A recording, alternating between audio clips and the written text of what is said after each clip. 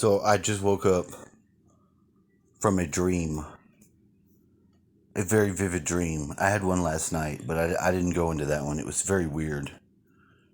But the one that I just had was pretty fucking weird. So I had a gazelle. I had somehow caught a gazelle, and I had it here, right here in the living room. I had it tied with a little rope to something it couldn't get away from. And my dad, some other background people I couldn't identify. I think John Burke was in my dream. Him and some other guy was burning each other at the stove. I don't know what that was about. I thought it was weird. They weren't cooking, they were burning each other.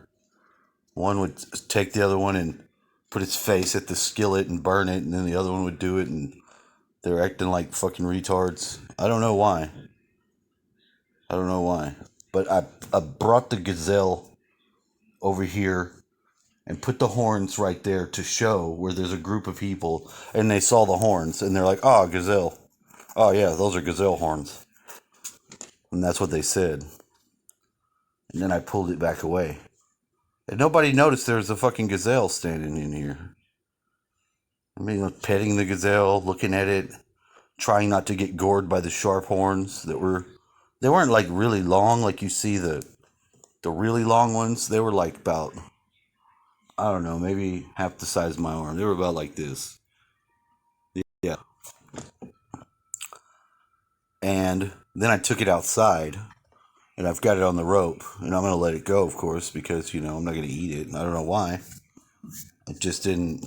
It was a moment of compassion and courage, not pillage and eat gazelle. Because I was very concerned it was going to gore me, and I would be having my guts hanging out. I didn't want that. I didn't want to have that. And I walked it over to the. Once it pulled the rope, it got real calm again. And I walked up to it, and it wasn't freaking out at all. And I'd pet it, and I'd talk to it.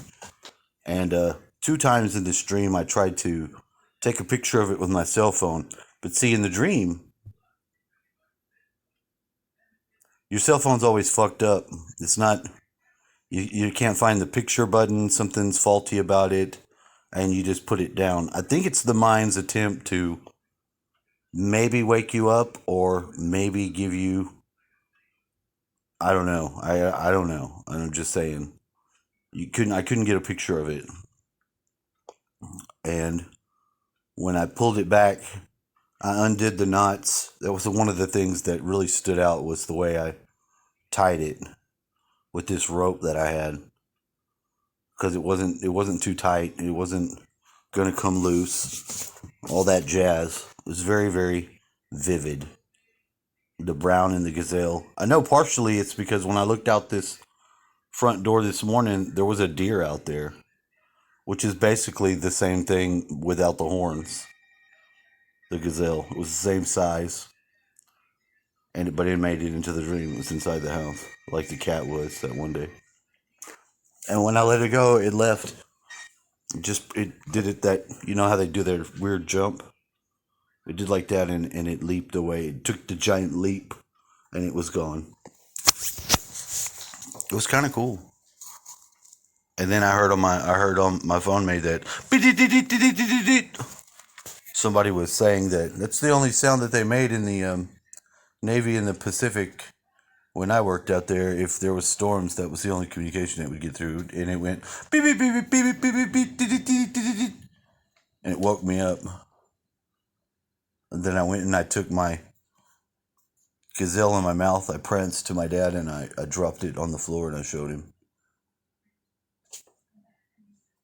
Metaphorically, I did, and I told him the story.